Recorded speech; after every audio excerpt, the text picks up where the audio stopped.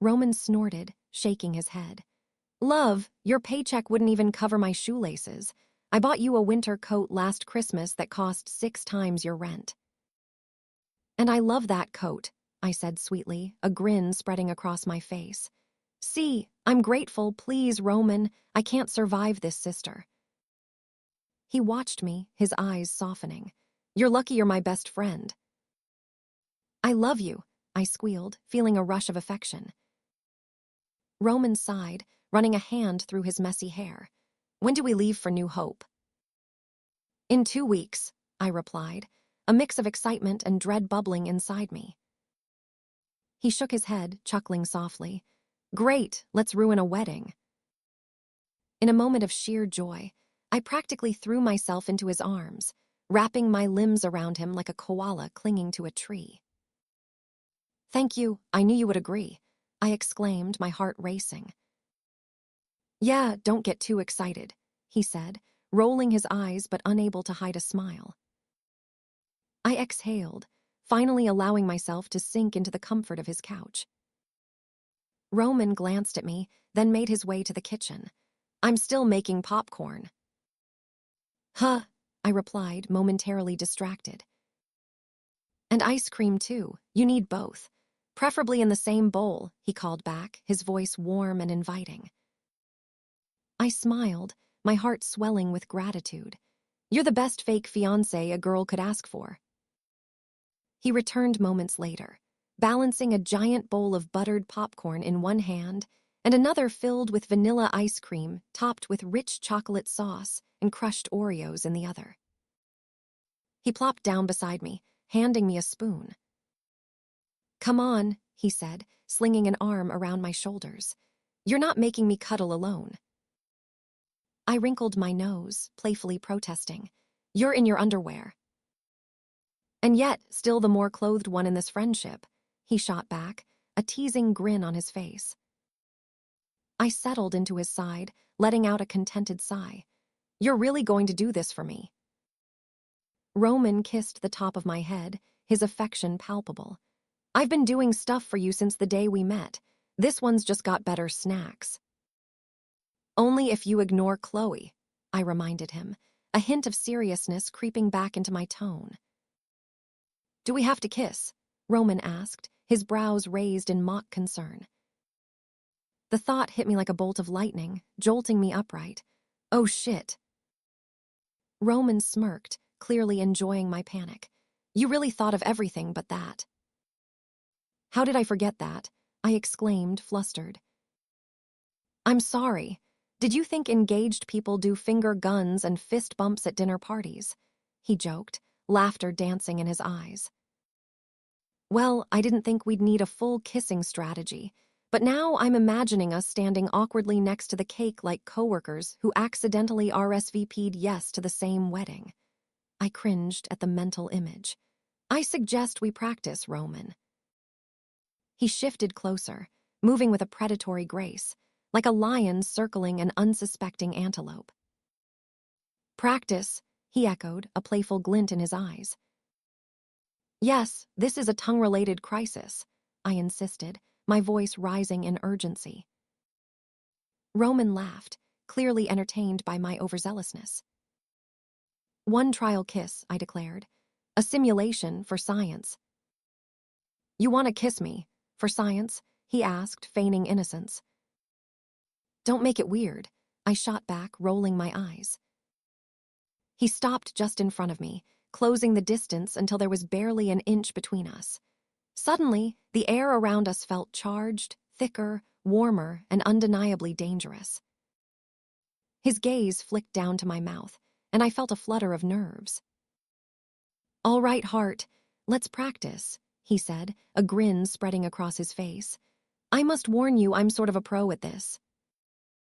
My breath caught in my throat as I leaned in closer, our eyes locked in an unspoken challenge.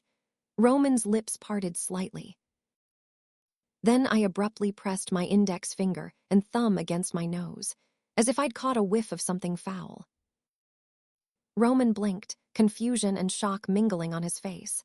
Are you okay? I gasped dramatically, pinching my nose. Is my cologne too strong? Your ego, it's choking me. I needed to make sure I could breathe before I died mid-kiss, I replied, bursting into laughter. Roman just stared at me, incredulous. I released my nose, feeling proud of my antics. You really thought this was the perfect opportunity for a prank? He asked, amusement dancing in his eyes. I'm legally obligated to humble you once a week. Consider this your dose, I declared, grinning widely. He dragged a hand down his face, shaking his head in disbelief. You're the most chaotic fake fiancé on the planet. Thank you, I replied, my tone dripping with sarcasm. We were halfway through the movie when Roman picked up his phone, absently scrolling through it. I was mid-rant about how I'd have to sell my kidney and my car just to keep up with Chloe's extravagant wedding theme when Roman suddenly fell silent. Too silent. What? I asked, glancing up at him, my curiosity piqued. His expression was unreadable, and then he turned the screen toward me. It was Instagram, a DM request to be specific. Sav, why is your ex-boyfriend/brother-in-law sending me a message request? The next day, Mom's excitement radiated through the group chat, her message a burst of energy that made me smile despite myself. Can't wait to see your fiancé, sweetie. Aunt Carol chimed in, her enthusiasm palpable. OMG, Chloe said he's gorgeous. And of course, Chloe couldn't contain her glee. So happy for you, Sav. Rolling my eyes, I couldn't help but feel a mix of irritation and amusement at the last two messages. It wasn't like Chloe had ever laid eyes on Roman. Her knowledge of him was limited to her relentless social media stalking, much like her husband-to-be. The office buzzed with the frenetic energy of a typical workday. The rhythmic clatter of keyboards created a symphony of productivity, while phones rang incessantly, each tone a reminder of the chaos. The air was thick with the rich aroma of coffee mingling with the musty scent of paper, a combination that usually fueled my day. I sat at my desk, attempting to project an aura of busyness while my phone vibrated with relentless urgency. If this kept up, I was convinced that my boss, Terry Goldberg, wouldn't think twice about handing me my pink slip.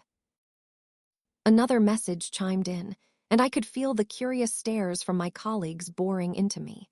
I finally decided to silence my phone, hoping to quell their prying eyes. New Hope was buzzing with gossip. Word had spread like dandelion seeds in the wind. Savannah Hart was coming back with a man, for the second time in her life. But this time, it was a fiancé, Roman Blackwood. The reality of my ex getting married sent a wave of panic through me, compelling me to fabricate the biggest lie of my life. And now, there was no way to backtrack.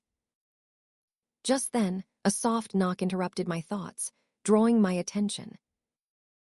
I looked up to find an intern hovering at my desk, holding an elegant black box that seemed to weigh heavily in his hands. The box had an air of sophistication, as if it contained treasures of the elite.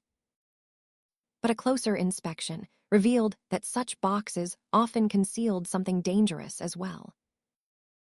Delivery for you, he announced, his tone matter of fact. I stared at the box, my curiosity piqued. Is it ticking? The intern shrugged, a smirk playing on his lips. If it is, it's ticking in cursive. I eyed the box with a mix of suspicion and intrigue. Does it say who it's from?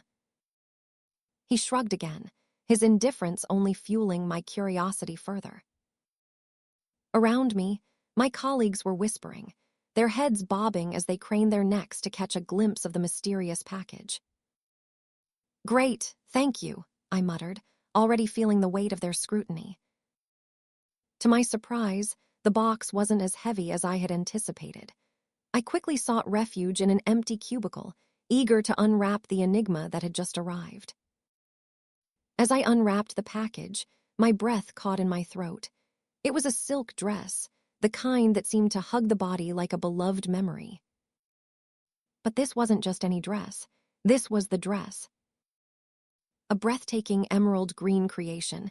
It featured a daring low neckline and an open back that promised to turn heads.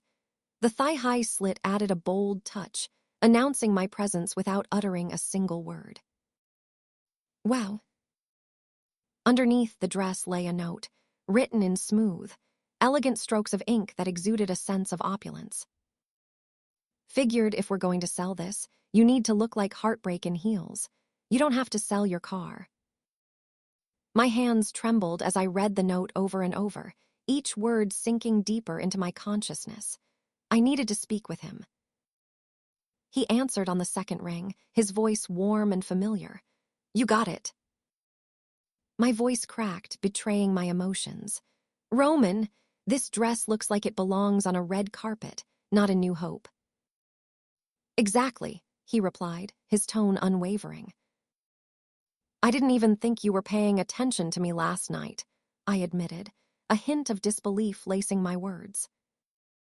I'm always listening to you, he assured me, his sincerity wrapping around me like a comforting blanket. I swallowed hard, the weight of my next question pressing down on me. How much did this cost? Enough to ruin your sister's day, he replied, a teasing lilt in his voice. A laugh escaped me, surprising both of us.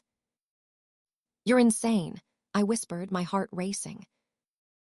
You're welcome, he replied smoothly. You're not walking into that wedding looking like a cautionary tale. You're walking in like a fucking event. My heart thudded in my chest, excitement surging through me. I could kiss you. You will, Roman said, his calm demeanor unwavering.